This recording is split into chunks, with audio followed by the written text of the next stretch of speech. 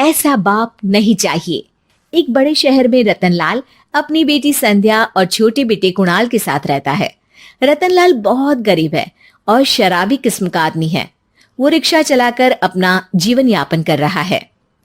रतनलाल एक अधेड़ उम्र के आदमी योगेश्वर को कभी कभी अपनी रिक्शा से मार्केट या मंदिर छोड़ता है और कभी कभी बाजार से उसका सामान भी ले आता है। एक दिन रतनलाल योगेश्वर से कहता है, साहब, आपके पास गाड़ी है, फिर भी आप कभी कभी रिक्शा से क्यों जाते हो? इन शहर की गलियों को आराम से देखना मुझे बहुत पसंद है। ठीक है साहब, मैं चलता हूँ, कल फिर आऊंगा। अरे रतनलाल, रुको तो। मैंने सुना है कि तुम अपनी बेटी को कुछ पैसों के बदले किसी को दे रहे हो।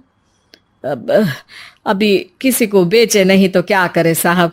एक छोटा बेटा है, उसको पढ़ाना भी है, उसकी देखभाल भी करनी है, और अगर मैं बेटी को घर में रखूंगा तो उसकी शादी कैसे करूंगा साहब।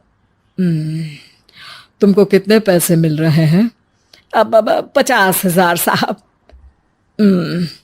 देखो, मैं तुमको पूरे 20 लाख रुपए देता हूँ। तुम अपनी बेटी संध्या को मुझे दे दो। हैं? 20 लाख? धन्यवाद साहब, धन्यवाद। मैं कल ही उसे आपके पास छोड़ जाऊंगा साहब। अगले दिन रतनलाल संध्या को हमेशा के लिए योगेश्वर के यहाँ छोड़ आता है और बदले में 20 लाख रुपए लेकर घर आ जाता है। रतनलाल जिंदगी में पहली बार इतने पैसे पाकर बौखला गया। उसने एक अच्छा घर लिया। कुणाल, अब हमें कोई चिंता नहीं है, तो अब अच्छे से पढ़, खूब मन लगाकर पढ़ाई करना। पापा, मुझे पढ़ाई करना अच्छा नहीं लगता। अरे तूने अगर ज्यादा बकवास की ना तो बहुत मारूंगा। कल से तू अच्छे स्कूल में जाएगा तो जाएगा, हाँ बस।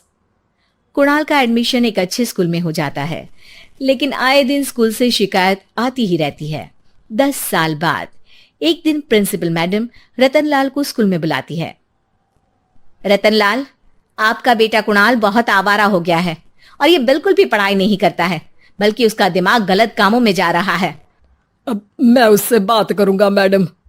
ठीक है, आज ये आखिरी मौका है, अगली बार तो मैं उसे स्कूल से ही बाहर निकाल दूंगी। रतनलाल घर आ जाता है और कुणाल से कहता है, कुणाल बेटा, मैं तुम्हारे ऊपर इतना पैसा लगा रहा हूं, फिर भी तुम स्कूल में सही से क्यों नहीं पढ़ते हो? आप तो रहने ही दीजिए, मैं सब जानता हूं कि ये पैसा कहां से आया है। और वैसे भी अब ये पैसा मेरा है, मेरा जो भी मन होगा मैं करूंगा। आज के बाद मैं कभी स्कूल नहीं जाने वाला। रतनलाल को अपनी बेटी की याद आती है और वो रोने लगता है। 5 साल बाद कुणाल एक दिन एक लड़की को शादी करके घर ले आता है।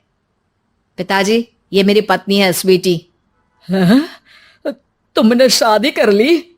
हाँ, शादी कर ली मैंने, दिखाई नहीं दे रहा। और अब से आप फिर से कमाना शुरू कर दो, बहुत बैठ कर खा लिया।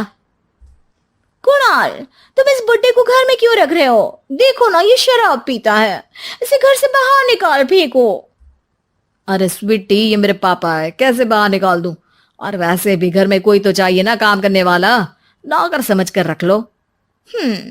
इस बुड्ढी को तो घर से बाहर निकाल कर ही रहूंगी मैं कब तक इसके लिए खाना बनाऊंगी। स्वीटी एक दिन घर के बाहर पार्क में अपनी दोस्तों के साथ बैठी होती है। तभी वो रतनलाल को बुलाती है। पिताजी, मेरे कमरे में मैं अपना फोन छोड़ आई हूं, जरा लाकर तो देना। हाँ जरूर, अभी लेकर आता हूं। रतनलाल फोन लेकर आ जाता है। कुछ समय बाद स्वीटी के फ्रेंड्स भी चले जाते हैं। स्वीटी अंदर आकर शोर मचाती है। चोर चोर! कहाँ है चोर? मुझे तो यहाँ कुछ नहीं दिख रहा। अरे ये अलमारी खुली पड़ी है, जरूर किसी चोर ने ही खोली होगी। अरे कौन आया था यहाँ?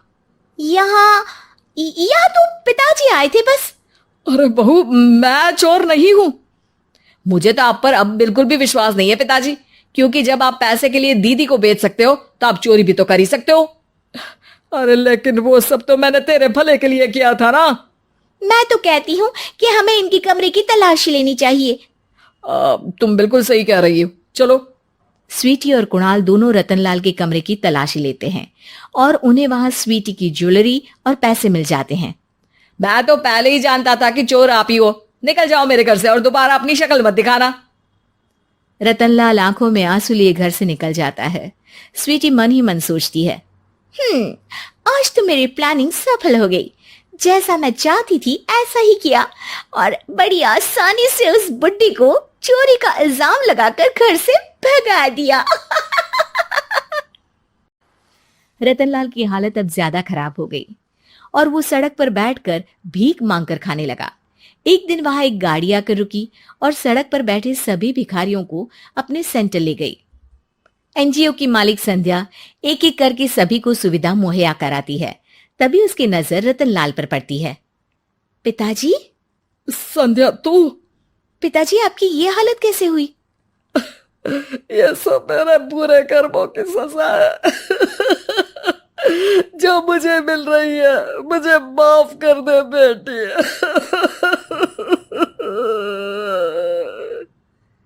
पिताजी, मैं आप पर बिल्कुल भी गुस्सा नहीं हूं, क्योंकि आपने मुझे यहां भेजकर अच्छा ही किया। मेरी जिंदगी बदल गई। लेकिन ये सब हुआ कैसे बेटा? आप ये नए कपड़े पहनो, तब तक मैं योगेश्वर अंकल को बुला कर लाती हूँ। योगेश्वर अंकल?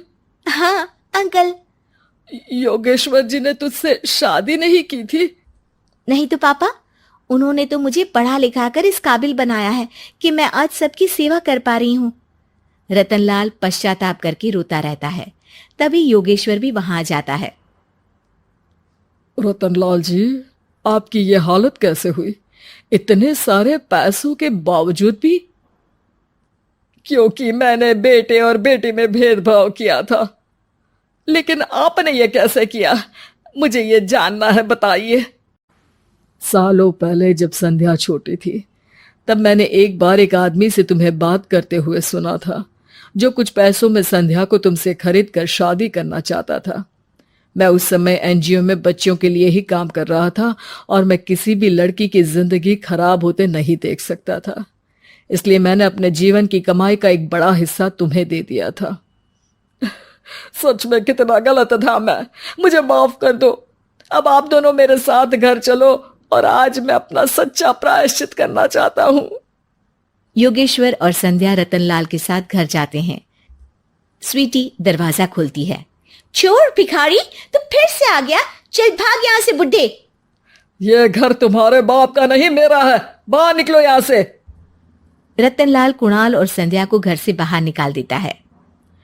योगेश्वर जी, अब ये घर आपका है और अब आप यहाँ एक और एनजीओ खोल सकते हैं।